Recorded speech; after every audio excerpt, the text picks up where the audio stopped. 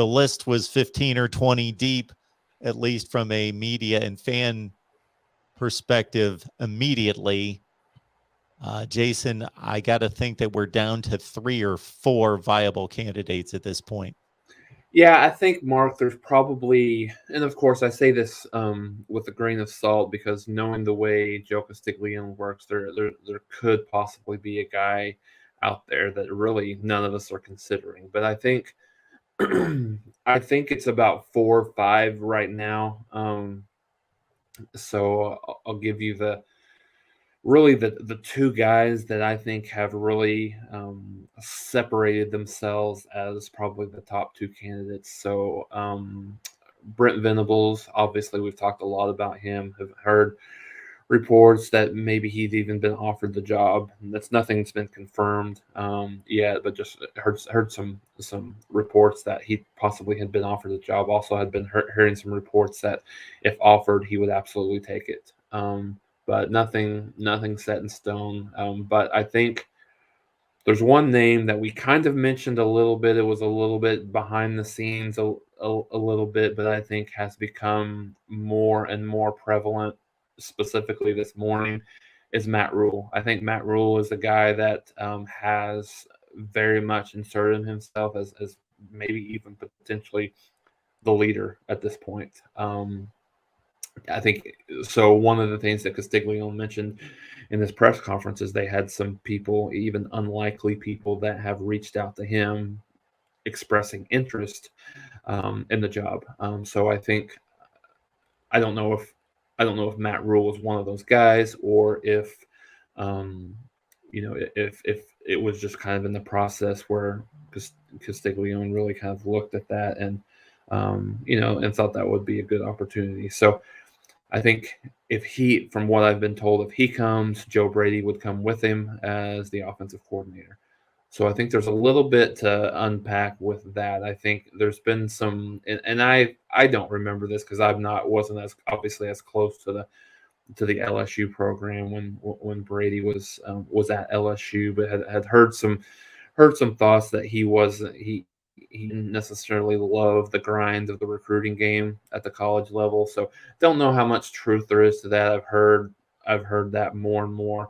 I think there's a lot of, make no mistake about it, Mark, Brent Venables is the overwhelming, I think, fan and former player support for.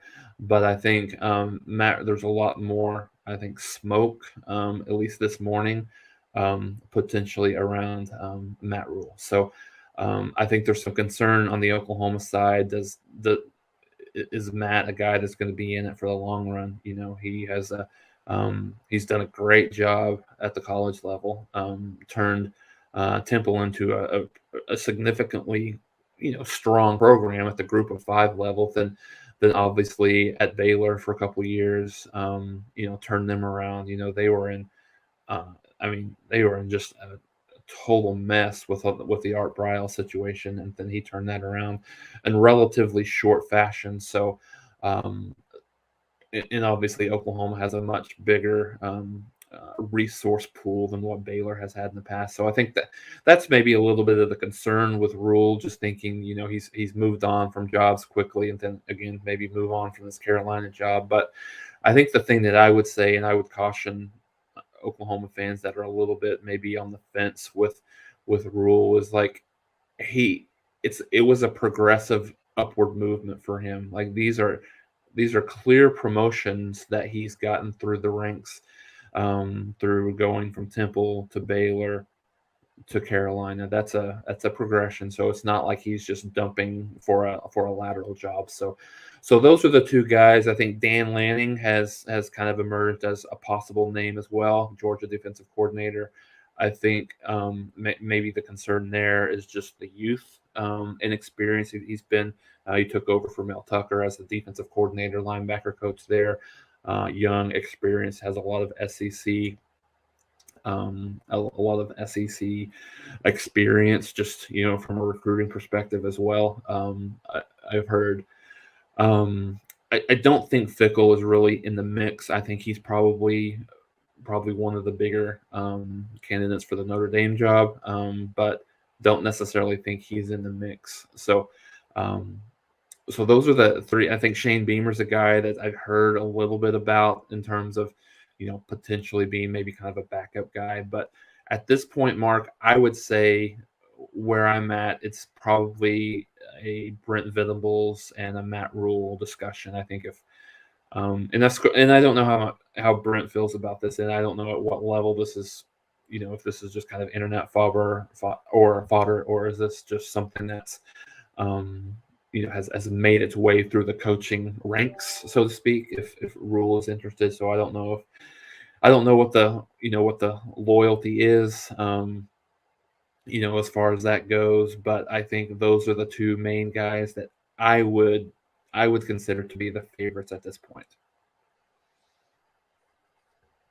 Yeah, on the Matt Rhule side, he's proven that he can run the program and be the head man in charge of the whole deal, as opposed to anytime you hire a first-time head coach, there has to be some reservation to some degree, even though, of course, everyone has to get their first head coaching job at some point.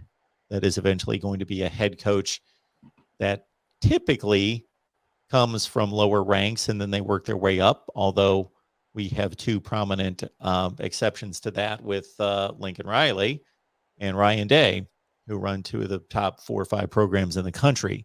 I wouldn't be concerned about Matt Rhule in particular. If I was interviewing him, I would certainly ask the question and see if I could find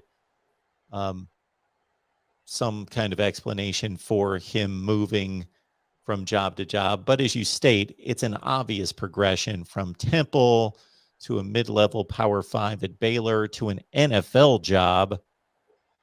And Oklahoma fans, regardless of what just happened to you with Lincoln Riley, that is just a unprecedented move. Be happy that you're rooting for Oklahoma. Compare yourself to the Baylors of the world, where they have to constantly be concerned with their head coach either not doing a good enough job that he can't leave, or if he's doing a good enough job that he's going to leave.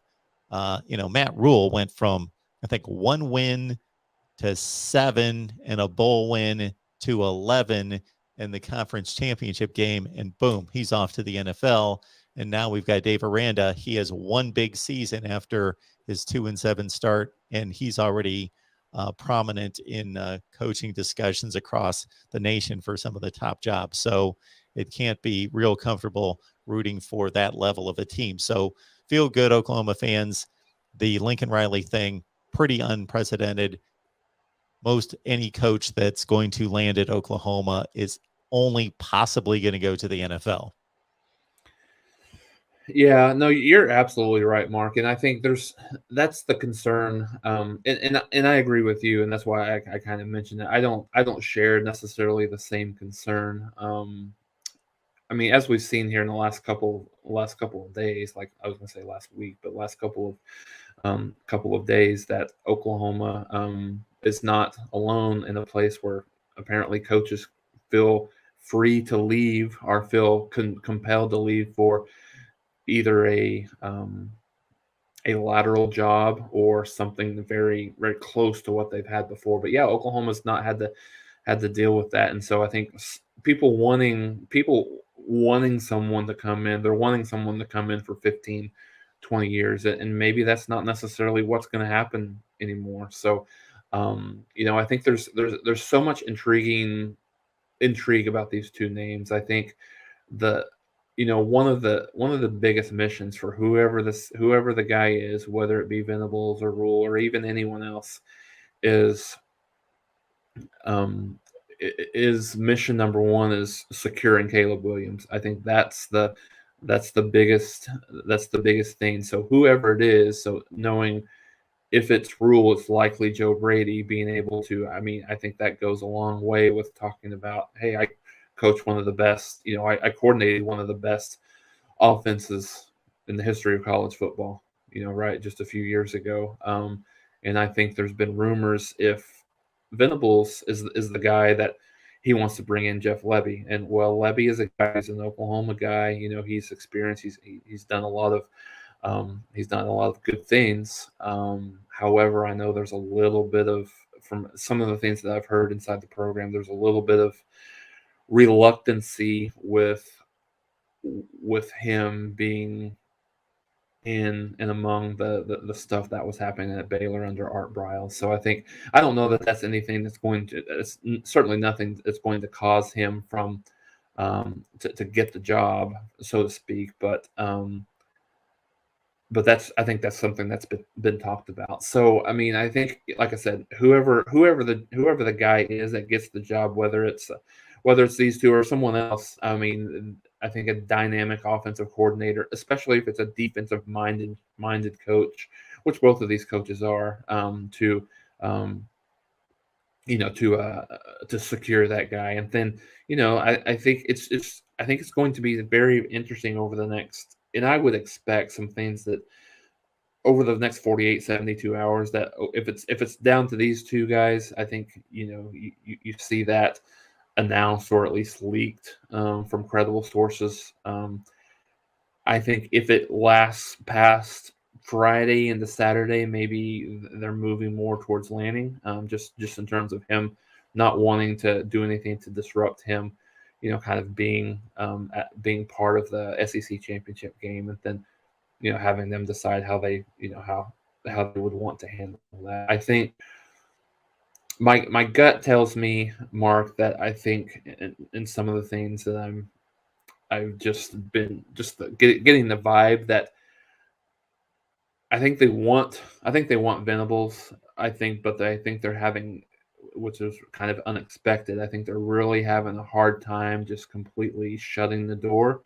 and telling Rhule no thanks at this point. So I think that's the kind of the conundrum that they're in with both of these coaches right now, which is a tough decision. I get it. Like, I mean, Venables has the history. He's very energetic. He's a incredible coach. He doesn't have the experience that a Matt Rhule does, specifically from a head coaching perspective. So, I mean, maybe that's a little bit of a concern as well. Just kind of looking at, do you want a guy that's that you feel very strongly is going to be a dynamic and a great head coach, or do you want someone that has been a head coach and knows all about that? So I don't think Oklahoma could go wrong with either of the hires. I would be happy myself, just with those, with the choices. But I think as this goes, it'll be interesting if what do they do? They know. It sounds like they know both of them are interested. It's just a matter of picking which one of these two they like to go with. I say all this, and I say all this, and Mark will probably see someone other than these two or even these three names that come up